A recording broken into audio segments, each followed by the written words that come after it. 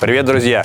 Сегодня мы в гостях у удивительного человека – Александра. Александр превратил обычный функциональный камин со скучным названием ТУ-1000 в настоящую кухонную станцию. А еще посмотрите на этот дымоход. Он розовый. Вы вряд ли где-нибудь такой видели. Предлагаю пройти внутрь, познакомиться с хозяевами и что-нибудь вместе приготовить.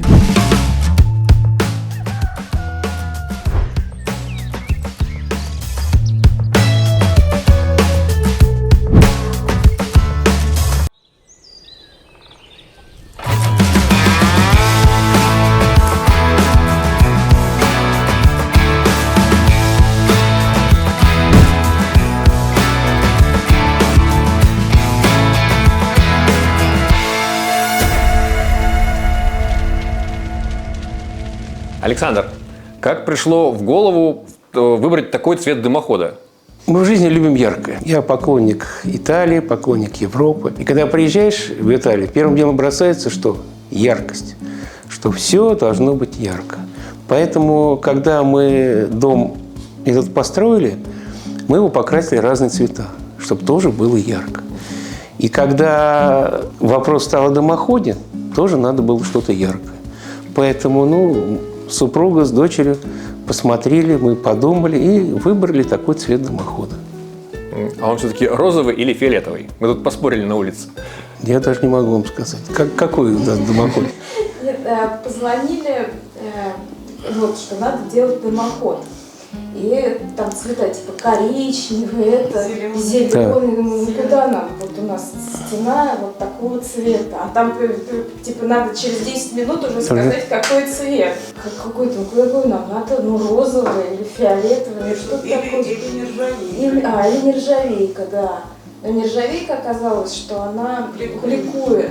И мы буквально за 10 минут посмотрели цвета по RAL. Да, мы какой-то выбрали, его не отказалось. Да, более побледнее. Назовем его Фукси, да? Да, Фукси так и есть. Мы чуть попозже пойдем по дому походим. То есть такая небольшая Европа внутри дома. И с упором, наверное, на Италию, на Францию. Можно как-то поглубже эту тему раскрыть? Мы любим кататься на горных лыжах. И в Альпах, где Альпы хорошие? В Италии, во Франции. Поэтому, когда там приезжаешь, там все тебя окружает. И поэтому, когда решили приезжать на дачу, вернее, стали приезжать на дачу, когда родителей не стало, поняли, что хочется, чтобы здесь было такое же окружение, как в Европе. И поэтому делали такой европейский стиль. То есть все начиналось с лыж? Да. А сейчас удается вырваться или где-то вот у нас где-то катаетесь? Сейчас, к сожалению, выехать уже не получается, потому что очень все стало дорого. Либо Подмосковье, либо мы приспособились кататься в Беларуси. В Беларуси есть управделами, центр называется Силичи, очень неплохой. А в наших комплексах пока еще Шерегеш, как-то еще не ездили. Как вот мы уже раньше говорили, начинали вы с Чигета, да? Да. А туда как-то уже... Там нет такого комфорта, как в Европе. Поэтому пока нас туда особо не тянет. Будем надеяться, что скоро получится съездить в Европу. Кстати, действительно, если вспоминаем про Италию, то вы как фанат, как это переместили именно фокус на готовку в печи? Как-то повлияло, не повлияло? Повлияло, потому что печь деревянная, а итальянская пицца, она делается в деревянной печи. Каменной. Да, поэтому мы дровяной. В дровяной печи, да. И поэтому мы, когда камин приобрели и стали его разжигать, подумали, как бы нам туда вставить сковородку, на которой делать пиццу. Нам мастер, Николай, очень хороший мастер в вашей компании работает, прекрасно. Николай, привет. Да. Он нам оставил несколько камешек. И мы ставим в камин несколько камешек, на эти камни ставим сковородочку, и через несколько минут пицца готова. То есть это было первое блюдо пиццевое у нас получалось, да? Первое блюдо у нас были печеные яйца. Все-таки не угадал. Да, потом у нас был эксперимент йогурт. Потом мы делали рыбу. Мы делали рульки. То есть, в принципе, камин без духовки, но в камине в этом можно готовить. Когда его протопили, мы уже туда заранее обсуждаем, какое будем делать блюдо. Здорово. Из итальянского, кроме пиццы, что-то еще делаете? Ну, каннелони делали, да. И лазанью делали. Вот. Да. 3 блюда уже Да, да. есть. Так, у нас привыкли, что если духовки нету, то там, мясо, что-то ограниченное, такое простое делаем. А у вас такие вот сложные блюда прям получаются. Нет, здесь никаких ограничений нету. Главное подобрать посуду, которая влезает, в камин. Потому что все-таки топка, она имеет не такие большие размеры. И поэтому главное, чтобы сковородочка и котелочек туда подошел. Каннелони и лазанью делаем, просто берем алюминиевые лотки. И в алюминиевом лотке тоже хорошо получается. Здорово. Одноразовые, да. А вот логотип такой у вас на фартуке, расскажите. Логотип – это отдельная история. Меня зовут Александр, я люблю готовить, готовил с детства. Поэтому, может быть, для бизнеса, для дальнейшей, как говорится, работы взял, зарегистрировал этот логотип.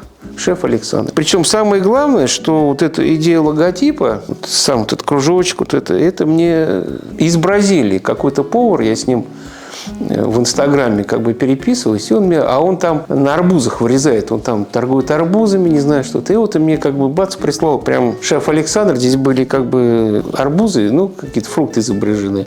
Но я обратился к нашим дизайнерам, они немножко упростили, и я зарегистрировал такой торговый знак шеф Александр. То есть у нас с Бразилии не только тетя, как кино, да? Да. Так, хобби у нас получается лыжи, да, горные и готовка. Есть что-то еще, чем похвастаться? Что могу сказать? Итальянская опера. Итальянскую оперу даже смотрели в Италии. Да, специально, да, ходили. Мне кажется, во Флоренции, да. Единственное, что как-то меня удивило, в Италии мы думали, что у нас в буфете много народу, а итальянцы в буфете за чашечкой кофе такие были очереди, что просто было вообще мы так удивились.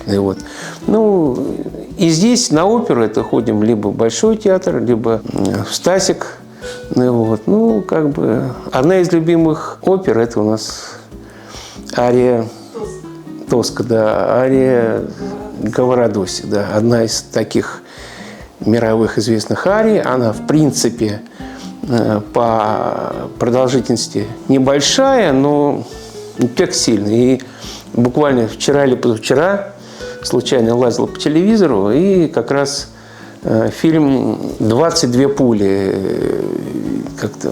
там французский фильм, и, в общем-то, там все время звучит эта ария, конечно, это мощная ария. Татьяна, Наталья, расскажите нам, пожалуйста, что у вас интересного в доме есть. Не стесняйтесь. Например, лестница. Мы не хотели делать деревянную лестницу, потому что боялись, что она будет скрипеть. Мы не выносим скрипа дерева. Лестница у нас сложно сочиненная. Здесь идет металлический каркас, который затем мы обшили ацетитом, положили ступени из камня, это доломит. Затем к металлокаркасу мы приварили ограждения лестничные.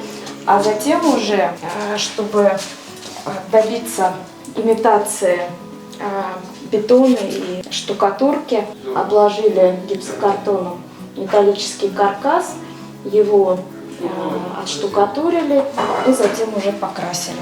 Так, а мне что-то говорили про Францию, да, и про эти элементы. Каким образом связаны? Заказали эти элементы во Франции через московскую фирму, потому что в Москве мы не могли найти российского производителя, который смог нам сделать эти ограждения. И мы сами спроектировали, подобрали эти элементы и нам привезли, покрасили потом здесь, тоже нашли организацию, и уже сами с мастером приварили эти балясины и еще раз покрасили. А еще я в этом доме нашел корабль. Пойдемте, покажите свой корабль. Вот тот самый корабль. Почему такая форма? Это, может, что-то обозначает? Когда мы здесь обшили стены гипсокартоном, мы поняли, что это пространство над лестницей, если оно будет монохромное, то это будет как-то не очень, его надо чем-то разбавить. Но вешать сюда картину это технически сложно, потому что опасность того, что картина может упасть, не дай бог, кому-то на голову и нанести какую-то травму, это просто опасно это делать. Поэтому мы думали, что здесь надо что-то нарисовать. Но сюжет мы не выбирали, просто думали, что надо это сделать.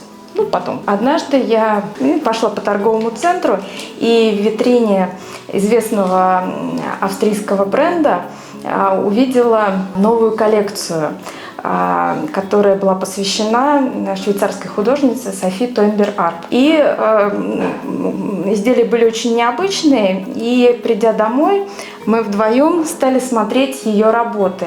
И работы тоже оказались очень необычные. И мы поняли, что Надо искать. Надо искать. Чтобы мы могли сделать сами. Да, то, что и нам подойдет, и то, что нам будет легко воплотить это на стене, и то, что мы можем сделать, не привлекая художников, да, профессиональных мастеров. Отсматривая ее работы, вот, нашли вот эту. Затем мы посмотрели все размеры картины, мы сделали разметку на миллиметровке вот этой маленькой работы, на самом деле она очень маленькая, и перенесли вот этот размер, который получился, на уже большую миллиметровку. По этой миллиметровке мы вырезали шаблон. И уже затем этот шаблон мы прикрепили к стене и покрасили. И, насколько я понимаю, у вас здесь два дома, да? То есть вот одно пространство новый дом, а одно пространство старый дом, правильно? Да, мы как раз находимся вот на границе. А камином часто пользуетесь? Ну, мы круглогодично здесь на дачу приезжаем, зимой постоянно. То есть, как начинается, наверное, там конец октября, то есть все выходные мы приезжаем в пятницу, затапливаем, либо, если так не получается, затапливаем в субботу, воскресенье, по 2 раза в неделю мы всегда его топим. Да, все время как бы топили дровами, но последний год с вами посоветовались, сказали, что можно топить брикетами. Стали топить брикетами. Сначала разводим дрова, потом брикеты, и, в принципе, очень хорошо. Прогревает отлично. Вот летом готовите комфортно помещение? Не, ну летом как бы в камине тяжело готовить. Камин, наверное, готовим в основном до мая, а в этом году май-то вообще был холодный, поэтому весь май утопили. Поэтому, когда наступает тепло, конечно, камин Реже готовите? реже готовим, да. Понял. А зимой выручал? Всегда. То есть у нас был случай, когда у нас подводящий электрический кабель полетел, и ночью пришлось при температуре минус 30 ночевать на 2-м этаже, без, как говорится, без тепла, без света. Мы камин топили, он, в принципе, нас выручил, спас. В 9 утра пришел электрик, нам починил, и, слава богу, спасибо Тулики, всегда произносим как эту фразу. источник, да, он хороший. Да. И тепло, вот разницу чувствуете? Обычный камин, Туликиви, есть такое? Ну, тепло от Туликиви чувствуется. Вот у нас электронные датчики пола и стен. Ну, вот. И, в принципе, если мы в выходные бываем, то даже зимой помещение начинает где-то остывать где-то среду-четверг. То есть, в общем, тепло с этой кухни долго держится. Но это тепло передается на все этажи. Вот поэтому мы Туликиви очень довольны. Понял. А почему такая модель выбрана? Вот. Ну, модель выбрана такая, потому что, маленький, потому что... Должен быть покомпактный модель. Да, хотелось что-то маленькое и отдающее тепло, но Туликиви как бы нам вот в этом помогло. А как мы его нашли, мы по ролику Туликиви, у нас знакомый тоже у вас покупал камин, у него в Фазане ферма, он там вывесил свой ролик, вы вывесили ролик с ним, и нам понравился, и, в общем, мы пришли к выводу, что будем заказывать камин Туликиви. Вот. Но единственное, что у нас дымоход сделан нижнее подключение, приходится, в общем, не паяльной лампой, газовой горелкой разогреть. Да. Ну, основа, насколько я понимаю, не в том, что нижний или верхний, а основа в том, что дымоход у вас на улице, да, стороны сделан. Да. А дымоход на улице? Да. Дымоход на улице чем хорошо? В крыше не надо делать отверстий, как говорится, постоянная течь, постоянно ухаживать за этим отверстием, в принципе, очень удобно. Мы уже в старом доме. Он из чего? Он из 2 материалов. Вот эта часть из бруса и отделан вагонкой. Но это вот то, что было в старом доме, как оно изначально было. Только мы его покрасили. И тут вот здесь у нас картина из пазлов, здесь у нас пазлы, да? Эта часть тоже из бруса, и эта часть тоже. Брус отделан вагонкой и покрашен краской по дереву. Эта часть дома из бревен цилиндрованных и обшита вагонкой. Это вот как он был, в каком виде, да, исторически. Еще вот мы здесь ничего не изменили. Понял. Это у нас второй этаж, да?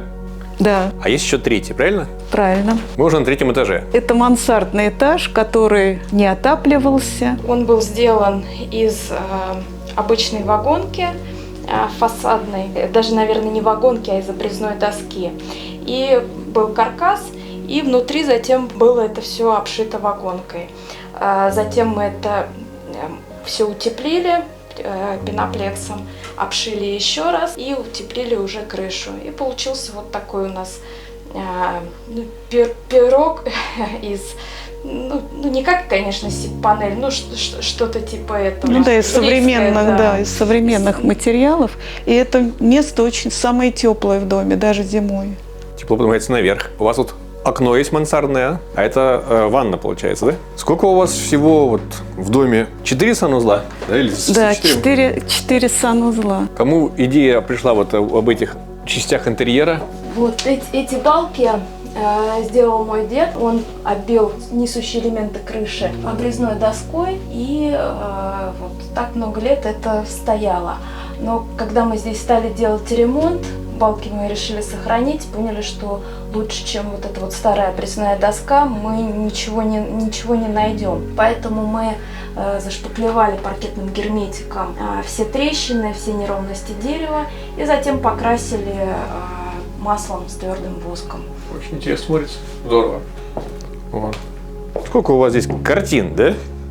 Прям галерея. И опять мой любимый кораблик. Да, мы раньше собирали, вот много у нас пазлов. Я вижу, лыжи у вас есть, да? Горные. Ну, сейчас в новую часть дома идем. Да? И сейчас это интересный у нас будет переход. Со стороны очень небольшой дом, а очень много разных помещений и стилей. К самому приятному. Что мы будем с вами готовить? Мы сегодня будем готовить пиццу в дровяной печи. Но я все равно расскажу. Андрей не задавал вопрос. Дело в том, что я в Туликиве год назад выиграл конкурс. Туликиве объявила конкурс по приготовлению в печи. Я думаю, выиграл конкурс тем, что у нас духовки нету, а я сумел научиться готовить просто в камине. Поэтому я на конкурс в телеграм-канал Туликиве Россия выслал фотографии. И через какое-то время вдруг мне там финал конкурса подводили в 9 вечера. И вдруг мне типа девчонки сказали: папа, ты не выиграл. Я говорю: ну, такого не может быть, конечно. Я там. И в 9:15 мне позвонили: Александр, мы все обсудили, вы выиграли. Поэтому, в общем-то, в принципе, я в Туликиве обещал пиццу приготовить, я сегодня приготовил Туликиве пиццу. Поэтому мы поехали в офис, нам вручили подарок, был прекрасный вечер, мы хорошо поговорили. Поэтому спасибо Туликиве, всегда вспоминаем. Всегда тепло, вкусно и очень комфортно с этим брендом. Поэтому, друзья мои, покупайте Туликиве, очень хорошо. Здорово. А подарок были рюмочки. Вот они сейчас из холодильника. Какие у нас холодненькие. Да, подарок были вот эти стопочки. Если вы наливаете в них там теплый напиток, виски, водочка, через несколько секунд они становятся ледяными. Очень удобно, очень комфортно. А здесь у нас получается уже новый дом, да? Часть новая. Да. Веселая Это же расцветка. такая современная Да, часть. современный дизайн. Шторы мы сами сделали. Да, прям вообще полностью. И... Вот все. Какие вы молодцы. То есть, смотрю, и красили, и шторы делали, да? Да. Еще одна комната. Здесь санузел еще один за этой дверью. Потайная дверь. Никогда не догадаешься. Красиво, стильно. Кто придумал такую дверь? Совместно. Понял. Командная работа. Да, мы в команде работаем, поэтому иногда даже мысли одновременно рождаются одинаковые. Мы увидели в интернете, что есть потайной механизм для двери, потому что двери обычно, которые раздвижные, они имеют сверху планку, и сразу понятно, что это раздвижная дверь. А мы увидели, что есть особый механизм, для которого эта планка не нужна. И мы поняли, что нам это для нас, потому что не будет как раз понятно, что это... Да, со стороны как будто стекло. Да, Зеркало, да. вернее, не стекло. Здорово. Прям с душой. Много очень интересных вариантов. Так, я смотрю, это не просто стена, здесь еще стеклоблоки, да? Да, мы решили оживить эту стену, сделав стеклоблоки, потому что стена, опять же, такая массивная, и монохромные. Хотелось придать яркости, какой-то живости, мозаичности. Плюс еще хорошо, когда там кто-то находится в санузле, то свет проникает из этого пространства туда. То есть ты не заходишь, там нету сумрака такого. Понял. Еще и очень удобно получилось. Александр, что-то уже готово что-нибудь? Да, пока вы ходили с экскурсией по дому, я подготовил основу для 3 пиц. Проблема печь в камине Туликиви была в том, что очень трудно подобрать туда блюдо. Когда мои домашние думали, что делать, я говорю: друзья мои, у нас есть сковородки маленькие, наверное, 24 здесь. Но давайте-ка мы этих сковородок открутим ручки, я распрощаюсь с ними, и эти сковородки я дам пиццу в камин. Поэтому взял 3 сковородки, открутил у них ручки, и приспособил для выпечки пиццы в камине Туликиви. Здорово. Нет у нас нерешаемых ситуаций. Ну, да, потому что трудно найти. Либо надо брать камень, его туда класть, растапливать, но это его трудно вытаскивать, класть очень, потому что пространство все-таки ограничено. И поэтому решение для изготовления пиццы в этом камине, мы в своей семье придумали именно вот так. То есть на маленькие сковородочки. Что самое необычное готовили? С первым начали с печеных яиц, потому что жена в детстве ела печеные яйца. Как бы такое необычное блюдо. Яйца получаются коричневого цвета, очень вкусный, прям желток, прям как порох. Потом йогурт. Необычно, это рулька. Она без проблем готовится. То есть, Как вы ее делаете? чеснок, тмин, пиво, соль. Замачиваю, потом ее кладу в котелок и накрываю сверху фольгой. И когда камин истопился, я туда на ночь опять на волшебные камни Туликиви ставим. И утром уже рулька готова. Единственное, что, может быть, ее подсушить надо будет в духовке. Потому что либо просто пораньше открыть, либо в другую топку поставить ее открытой, чтобы она образовалась на рульке корочка. Да, так она немножко получается как пропарена. И все. Там буквально у меня котелок такой, я буквально даже можно делать 2-3 рульки одновременно. Потому что то есть там не одна рулька, поэтому получается несколько. А эти пиццы, они как-то называются? 3 разных вида? Нет, я здесь подготовил основу маргариты, классической итальянской пиццы. Но, в принципе, мы можем сделать сейчас и с тунцом, и с артишоками. В принципе, мы можем сделать разные. С ветчиной можем сделать прошутто. Поэтому это просто я подготовил основу. А в дальнейшем, по желанию сотрудников из Туликивы, я надеюсь, наших друзей, я сделаю другую, как говорится, основу еще для пиццы. Все. Друзья, вот мы подготовили основу для 3 пицц. Первая пицца у нас будет маргарита, классическая. Вторая пицца у нас будет с тунцом.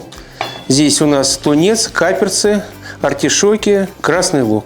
А третья пицца у нас будет с прошутто. Здесь у нас прошутто и артишоки. Все, теперь запускаем нашу пиццу в камин.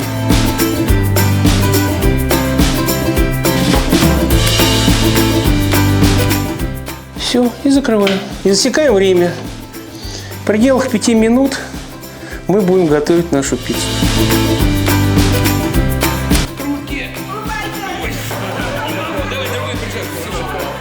Пицца маргарита готова, друзья. Великолепный вкус. Александр, я так не приготовлю даже в духовке настоящей. Это прям шедевр. Друзья, если у вас есть Туликиви, обязательно попробуйте приготовить пиццу. Если нет, это повод задуматься о покупке. Спасибо Александру, Татьяне, Наталье. Все было очень классно, вкусно.